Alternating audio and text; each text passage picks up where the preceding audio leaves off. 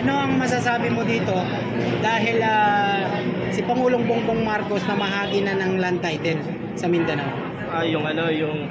Basahin ko lang yung yung Agrarian Reform Emancipation Act of 2023. Okay. So far may binanggit si Pangulong Bongbong Marcos last time na nasa Prosperidad, Agusan del Sur yata yun, si PBBM, na that is project of Abulacay pa, 1970s. Sabi niya, nabanggit niya doon, tataka siya. Yun yung word niya, nagtataka. Kasi 1970s pa, 1971, 72, ganyan. Tapos dumaan na si Cory, dumaan na si Ramos, si Erap, si Gloria, si Pinoy, tsaka si Digong. Sila pa lang na 36 years na yon. Hindi man lang natapos yung pamamahagi ng land title sa mga kababayan nating mga magsasaka. Kaya nga ngayon sa akin nga personal kong opinion very spoiled yung mga magsasaka kay PBBM. Very spoiled. Pero hindi negative na pagiging spoiled.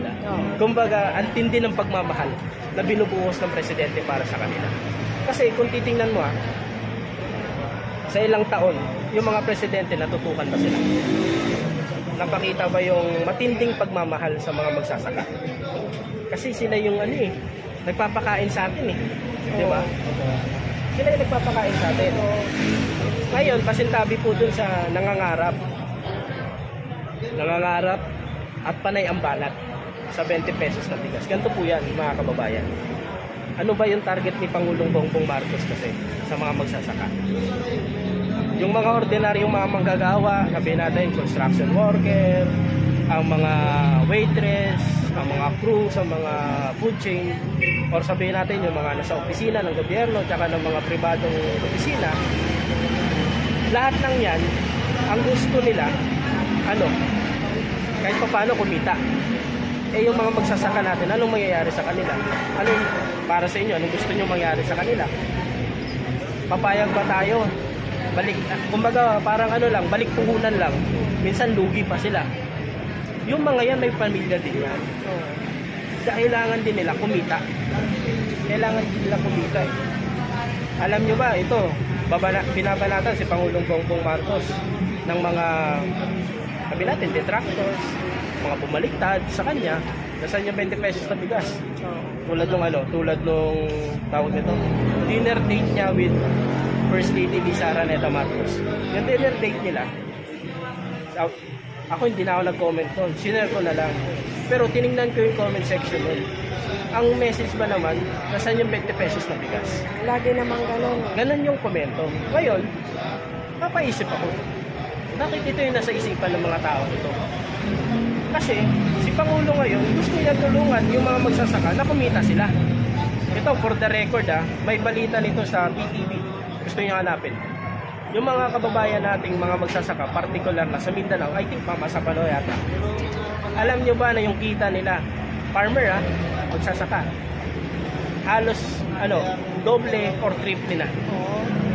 Ganon karami ang nangyari. Ganon karami ang inani nila. Tapos yung kita nila, doble, halos triple. Panahon lang yung PBBM nangyari yun. Negative implication ba? Tingnan din naman natin ang welfare ng mga magsasaka. Hindi yung tayo lang na consumer, bumibili, kumakain nun. Tingnan din natin sila. Kasi walang bigas. Wala tayong bibili sa merkado kung wala yung mga magsasaka. Sarili lang natin titingnan natin, kapakanan natin. How about yung nagtanim yan? Kumikita ba sila? Reklamo tayo ng reklamo Ano pang mga kasi kung titingnan natin, di ba, yung land title, yung tanong kanina, ako talaga nagpapasalamat ako kay Pangulo kasi kasama niya dyan. Congratulations and salamat po kay Department of Agrarian Reform Secretary Conrado Estrella, na kung saan siya po'y napakasipag. Sabi nga ni Pangulo, halos di na natutulog. Sa kanyang mga cabinet secretary, ito yung nasabihan niya na halos hindi na natutulog. Kasi ang target yata nila na land title or e-titles na ma-distribute within a year, nasa 40 or 50,000. Per year yun Pero ang na-distribute nila 2023 alone, 80,000. Ganun Hectares. karami. Hectares. E-titles. Okay. Titulo mismo ang na-distribute nila. So, ibig sabihin, totoo yung sinasabi ni Pangulo na halos di na natutulog sa sekretary. Tsaka ito pa, sa Secretary Estrella kasi, dati, yung minister or secretary ni Apo Lakay, nung panahon na inano niya tong agrarian law para sa mga magsasaka, lolo niya, yung secretary ni Apo Lakay that time. So sila yung tandem din. Ngayon, sabi nga ni PBBM, dapat matapos natin to within my administration, kundi mumultuhin tayo sa mga ninuno natin. Nakita natin na may political will ang presidente. Gusto niyang matapos to, gusto niya na may isang katuparan to, and ako nakikita ko very positive. Napakasipag ni PBBM, from time to time, sabi ko nga as a content creator, as a vlogger, ang sarap i-cover nito, ang sarap i-feature. Kasi makikita mo dito, yung plight or yung welfare talaga ng mga magsasaka, napaka-positibo ng kanilang binabanggit about kay PBBM. Ito, kwento ko na lang din sa na-obserbahan ko, nabalitaan ko, kasi as a content creator, always tayong nakaantabay sa mga sources ng mga balita. Nandiyan yung RTBM, PCO, Radyo Pilipinas, Philippine News Agency, yan kasi talaga yung mga reliable sources para sa atin. Ngayon, ano ba yung mga activity ng gobyerno? Ang ginagawa po ng pamahalaan, mga kababayan, para sa mga magsasaka, sasabihin, yung mga pataba, mga bilhi, talagang very supportive. PBBM po mismo nag-ano yan. Yung mga heavy equipment tulad ng yung pang-harvest. Sa Pampanga, nakita nyo pa yung litrato na si PBBM mismo yung nag-operate.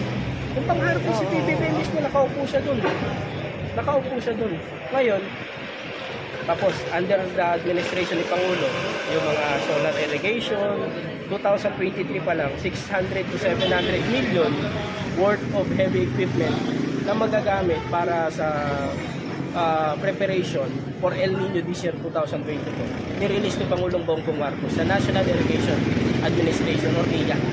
Kasi ayaw ni Pangulong Bongbong Marcos na labis na maapektuhan ang bansa natin, especially the farmers, ng epekto ng El Nino. Ayaw niyang mangyari yun. Kasi talagang gustong i-address ni Pangulo ang issue ng food security. Kaya talaga magsasaka from time to time magsasaka. Then the other day, kahapon yata, may discussion din si PBBM with IRI, International Rice Research Institute ng Pilipinas. May discussion siya.